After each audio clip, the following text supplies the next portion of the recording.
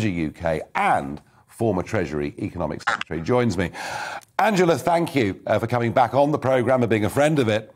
We've discussed this before, but now that we've had these events in Ukraine, soaring oil and gas prices, is there any way we can change this government's mind? I honestly think that events have got to change the government's mind. In this instance, what I mean about the government's mind is actually having a much deeper think and proper think about what energy policy should be. Because we have been operating on the basis that there's been a large amount of cheap wholesale market gas. It'll just come in, and so there's been no problem.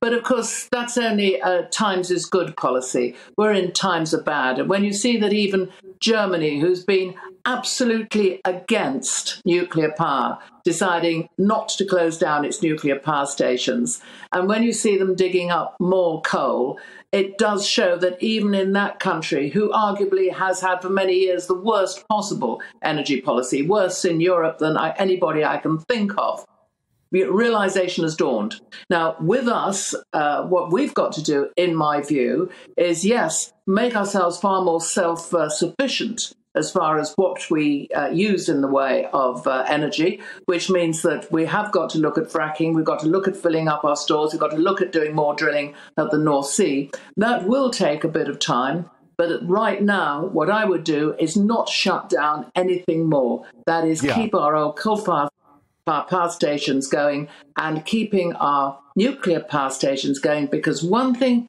I suspect that government is thinking about is this, Nigel, that we have taken electricity from Europe through interconnectors for some years. The EU is in a worse situation than the UK.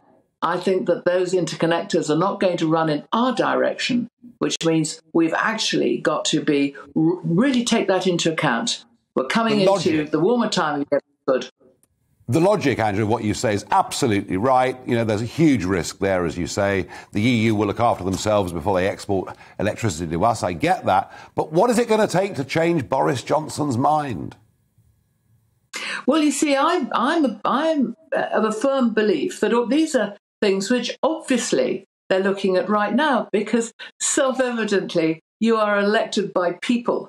And if people find that the policies that you as the government are pursuing are not working for them, then you're going to change, aren't you? And there's two things here, of course, Nigel. One is, are we secure on getting the energy we need? And the second is, and at what price? Actually, I do think we're pretty secure on the energy we need, but the price inevitably is going to increase. And that's something that has to be addressed, and getting as much energy from our own resources is at least the key important measure in both those 2 points.